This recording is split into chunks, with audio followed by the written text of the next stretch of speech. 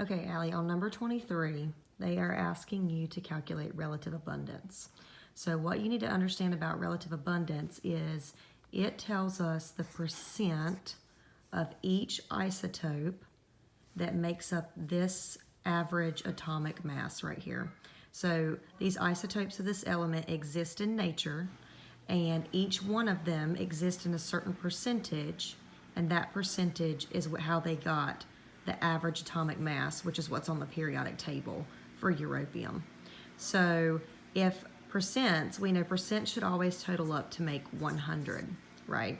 So whatever isotope 151 is, if it's X percent, then we know that isotope 153 has to be 100 minus X to give us that second percentage, right?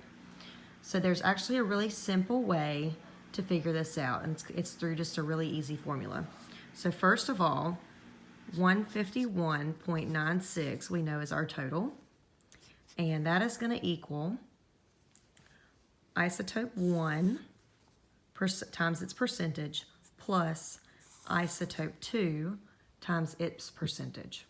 So let's say this was 50% and this was 50%, then we would say 50% of that number and 50% of that number is going to add up to make this total right here.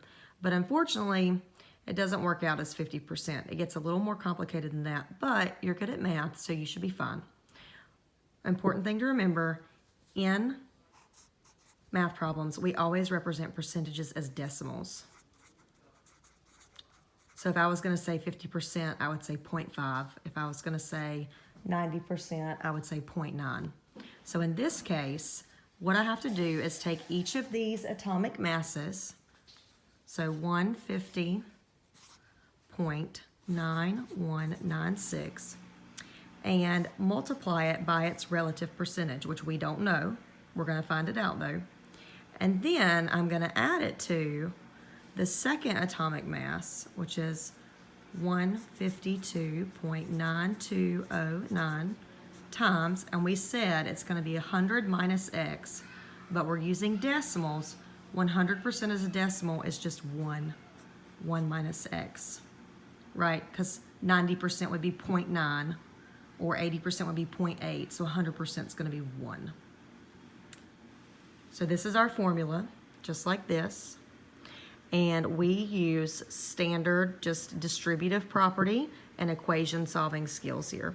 So 151.96 equals 150.9196x plus, distribute to my 1 here, 152.9209, keep my minus 152.9209x. Okay, so what I want to do now is I want to get this on this side, and I want to put my two x's together. So I'm going to subtract this over here. I'll have 151.96 minus 152.9209, and that's going to equal 150.9196x minus 152.9209x.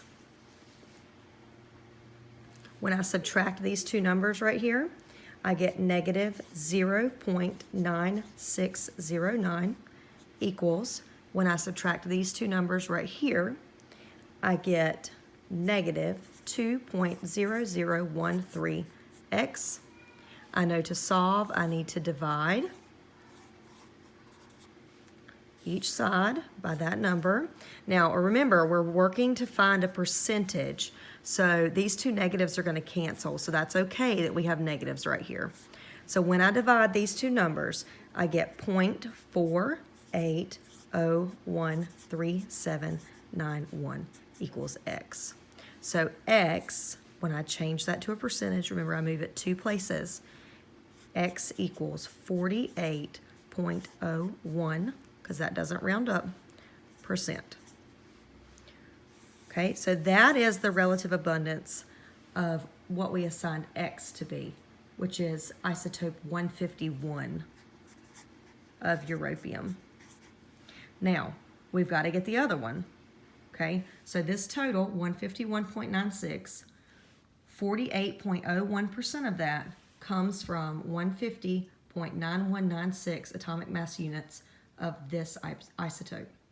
We've got to get the percentage of the other one.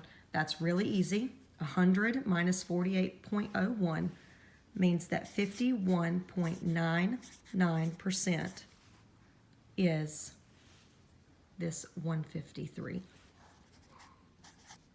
europium. So again, relative abundance tells us the percentage that each piece of the isotope plays into the average atomic mass that's on the periodic table. So just to put it in real simple terms, it would be like saying, okay, I have $200 and I want to do 60% into savings and I want to spend 40%.